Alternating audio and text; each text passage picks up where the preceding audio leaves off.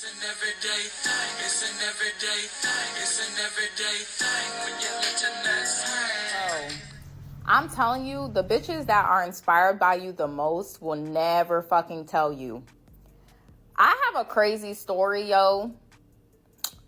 I've been gaslit on this shit too, because oftentimes when you dealing with a copycat ass bitch or a bitch that's inspired by you and trying to bite off of you, they do it in such a subtle way that other people can't really catch it for real. But you see yourself in what they're trying to embody. Okay? Let me tell you something, bro.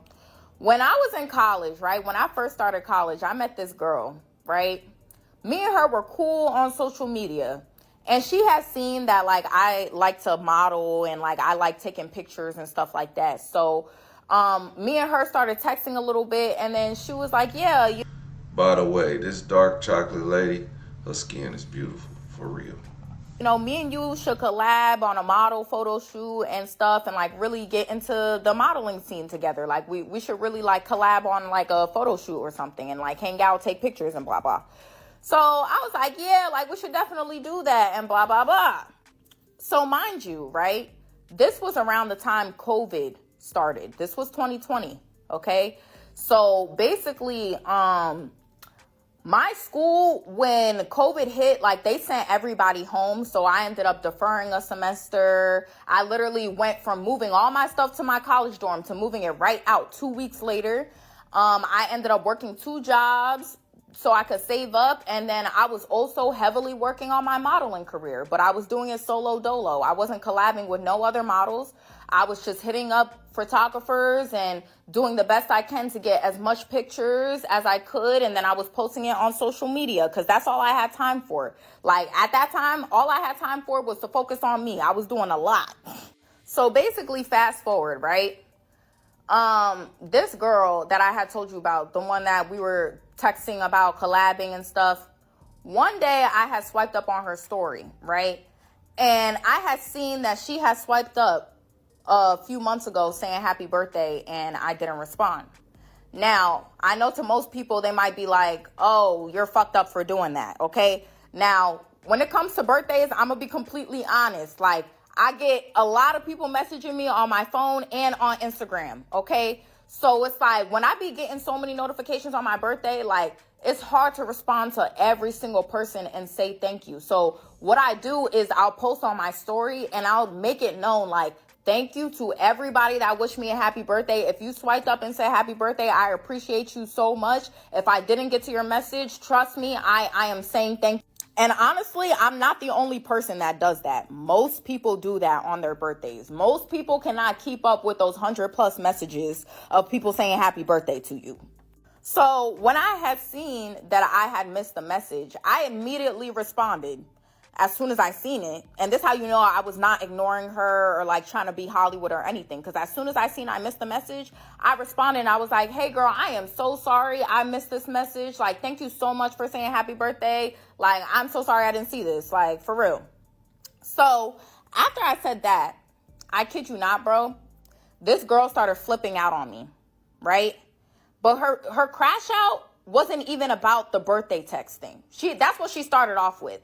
She was like, oh, I can't believe that you waited all these months just to respond to my birthday message. That's so rude. And not only that, me and you agreed to collab on modeling photo shoots and you just completely forgot about me and you started doing your own thing and like you just never hit me up and like that's so rude. And I'm just like, hold up, girl, are you mad about the fact that I didn't respond to your birthday message, or are you mad about the fact that you felt entitled to my time and energy and you seen me working on my own modeling career without you, and now you feel some type of way because you felt like the collab that me and you were supposed to have was set in stone, like we done signed a contract and you spiritually own my fucking body. Like, I don't know what bitches be thinking, but you're not entitled to anybody's time or energy. And at the end of the day, no shade, like, it was COVID. I was working 2 jobs. I deferred school. Like, you don't know what people have going on in their lives, but especially during a time of COVID, that's a time period where you should not be screaming at anybody about the fact that they were too busy to hit you up or they were too busy to hang. Like, bitch, it's fucking COVID. Like, you sound crazy right now. Like, low key.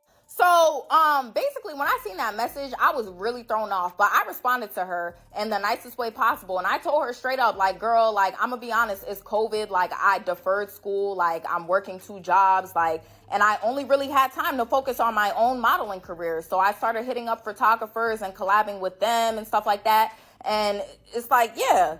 So, when I told her that, like, she quickly realized that she was bugging. Like, she quickly realized, like, girl, okay, I was bugging. Because it's like, girl, first of all, we're not friends. We were not friends. Like, we've only shared messages a few times on social media. Like, we were just cool. So it's like, for you to feel entitled, like, to my time and energy like that when we're not friends is crazy. And then, like, you didn't need to get that mad over the birthday message thing, especially when we're not friends. You know what I'm saying? Like, girl. And if we really want to clock it, no shade, the bitch got mad because, like, I was getting really, really good pictures from photographers and stuff like that. And, like, I was posting them on social media. And a bitch felt like she didn't really have no guidance on what photographers to go to or whatever the fuck. And it's like, bitch, you could have did the same thing that I was doing. Get in the fucking paint and hit up photographers and go do the photo shoots yourself. Why do you need me to start your modeling career? Why do you need a collab with me to get started? You can't start on your own? That's because bitches be knowing that you're destined for shit that they're not good enough to even fulfill. And they need you to even get close in proximity to that shit. No shade. No shade. But anyways, right? After, me and her basically hashed it up, she just understood. She was like, yeah, I get it. I understand. We cool, whatever. So after that, right, I basically shifted my social media presence. I started more so like talking on social media and sharing my opinions and stuff like that rather than like just taking modeling pictures, right? And that's when I really started blowing up. Like, I started blowing up on TikTok, and then I got like 200K on TikTok. I have a backup page with 70K. And then, like, I started a podcast on YouTube, and I got like 10,000 subscribers in under a year. Like, people very much listen to my voice and my message and love what I have to say. And I give an inspiring message to dark-skinned women specifically, right? So what I noticed, though, was for a girl who was itching to collab with me so bad, she ain't show love to none of my shit when I started blowing up. None of my shit. But it was fine, though. I did not take it personally because, again, me and this girl were not friends. We were just cool. So I kind of just peeped the shit, realized it was weird, and kept it pushing. You feel me? Then one day, I'm scrolling on Instagram, and I see her post a reel. And in the reel, she's making a talking video. Mind you, this girl has never made a talking video since she's been on fucking social media. If you go to her Instagram, it'll say started in like 2015, 2013. And all she had was pictures. Then all of a sudden, she's making talking videos, right? And before you think I'm reaching, right? Before you think I'm reaching or whatever, like the talking videos, when you watch it, bro, I'm telling you, like, this is one of those things where it's discernment, and you may think I'm crazy, but I know what I'm talking about. I could see myself in her content. I could see my cadence, my tone, how she was trying to like speak, like even the style of the video, like she had like the fucking text narrating what she's saying, which is the same thing that I do in my podcast clips, like the same exact thing. Like, it was just giving like copycat. Like it was. And either way, I looked at it though, and I didn't think, oh, this bitch is trying to copy me. I'm like, oh, okay, she inspired for real. So I was quick to show love. I started liking, and then I clicked on her page because I'm like, oh, okay, let me like a few more so I show love for real. Then I started thinking to myself, hold on, I'm over here quick to show this bitch love, and I've been blowing up for a couple years now, and she has not shown me love at all to anything. Whole time she was asking me to collab. You know what I'm saying? She was asking me for help. So I'm like, So then something compelled me to look if she was still following me for real, because this is not the first time I've dealt with bitches that will try to copy me and then act like they don't see me for real. So I looked and I seen that she wasn't following me.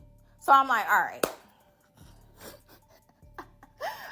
So basically, the same bitch that was itching to collab with me, and then she got so fucking mad that I didn't collab with her because in translation, in reality, she felt like her modeling career was not going to take off until she had a collab with me, for real. No shade. The bitch felt like she couldn't do it by herself. Anyways, the same girl that was itching for a collab, right?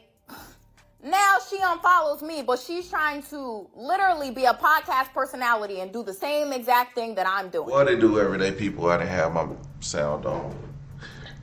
It's your boy PJ. Today we back with another lit video. Back in the confessional. Yes, we staying lit, big dog, man. Shout out to my everyday people who rock with me every day. Shout out to everybody who is joining the lives and joining the live reactions. We gonna keep it lit as always. Hey man, I want to say something about this creator. Shout out to her, but I'm gonna tell you what, man.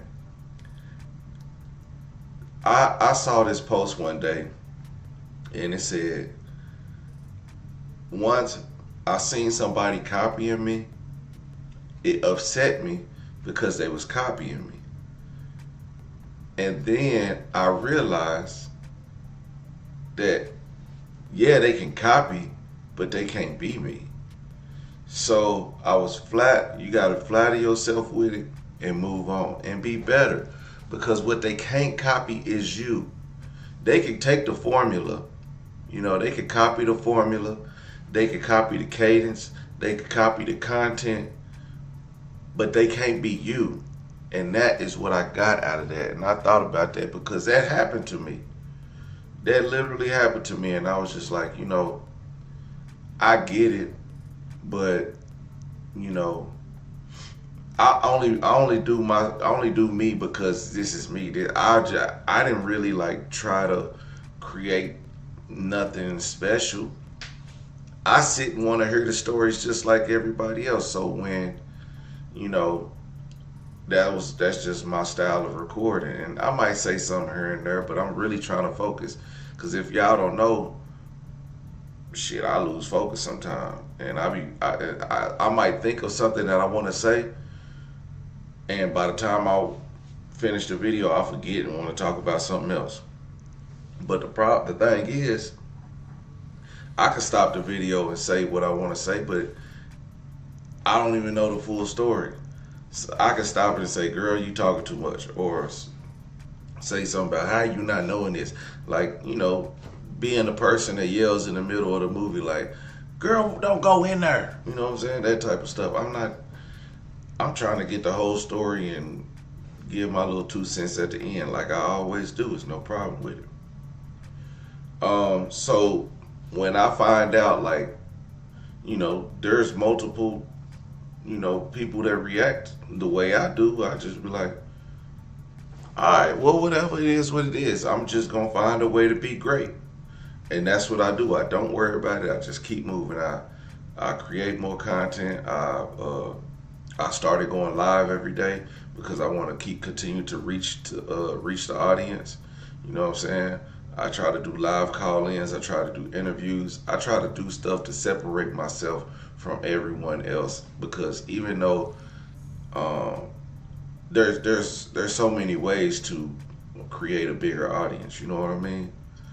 And that's what I'm doing. I'm just trying to figure out a way, just like going to Twitch, just like going to Facebook. Now I'm dropping Instagram reels every day. I'm dropping YouTube reels every day. I'm dropping reels on Facebook every day. I'm making more posts. So if somebody's copying you, just keep doing you and be better. Like, keep making yourself different so you don't stand in a pack with everybody else. That's what's wrong. And I think, like, even sometimes standing in a pack might be a good thing. But the fact that I go live every day and I drop videos is just trying to be different. But I can sit back and go back to the back of the pack like I always did. But, you know, there's no fun in that. So that's why I go live. And I'm going to keep going live on YouTube. But I think showing people a different side, different reactions, like live, it you know, it gives your audience something to enjoy. Like, you know, and then they want to see different videos. And guess what? If you're watching it here, you're going to watch it before everybody else. So, you know, be different. Don't worry about if people copy you because they can never be you. Everyday people, like, comment, and subscribe. I'm going to holler at you later. Peace. Everyday people. Day and night.